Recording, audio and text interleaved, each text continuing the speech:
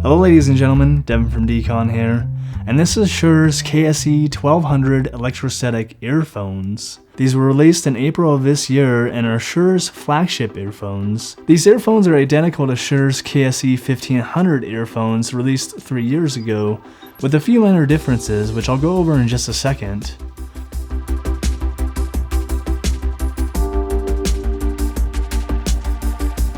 Alright, with the box open, we see the external enclosure has a single Shure logo, and rotating it on its side, we have the product line KSE1200 stamped on the side.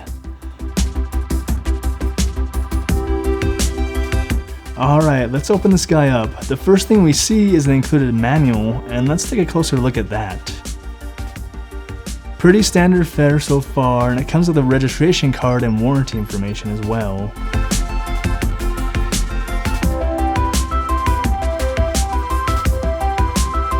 Okay, setting that aside, and we now have eyes on the earphones. Oh my goodness, they look fantastic. Before we check out the earphones itself, let's take a look inside this carrying case. This actually looks like the exact carrying case that came with my SE846s, which isn't a bad thing. It's a pretty damn good case. Okay, we first have a 3.5mm audio cable, and it looks like it's around 3 feet long. Next is a micro USB Type B to USB Type A cable, and it looks around 6 feet in length. And lastly is a much shorter 3.5mm audio cable. Alrighty, inside the upper compartment we have a few extra goodies. Firstly is 2 Shure rubber bands. These are for stacking devices and bundling them together. These feel very nice and seem to be very durable. Next is this cable management clip.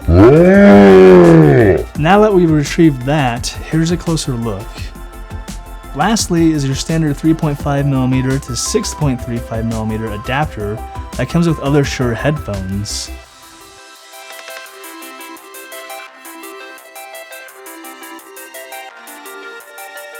Alrighty, let's dig into the good stuff. First, let's take a look at the amplifier, which is in here awfully snug. The front of the amplifier has some branding at the bottom. Flipping the unit over, we see our micro USB port for charging, and adjacent to that we have a pad adjustment which is used to prevent clipping if your input line is too high. Rotating the unit over, we see the smooth sides which show how nicely built these units truly are.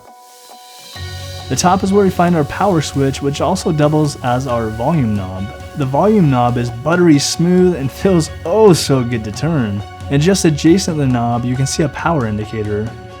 We also have our line in for your favorite devices, and adjacent to that is the XLR output to the earphones.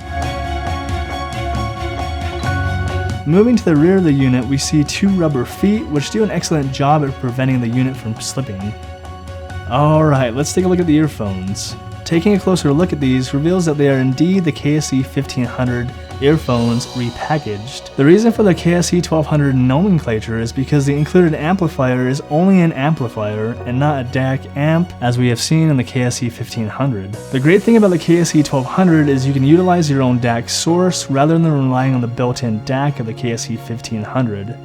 And the amplifier itself is much smaller, which helps with portability. The included cable is not removable, but it is very nice as the earphone side of the cable terminates into your standard wide connector. The rest of the cable is a very nice nylon braided cable which terminates the 6-pin XLR connector. This red dot helps you align the connector to the amplifier and plug it in correctly. And the last thing in the box is our lovely collection of earphone tips. Shure included 4 types of earphone tips. The first is these yellow circular foam sleeves. Next we have black cylindrical foam sleeves. These come in small, medium, and large.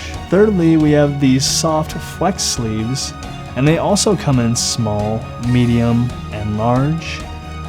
And lastly, we have these white triple phalange sleeves.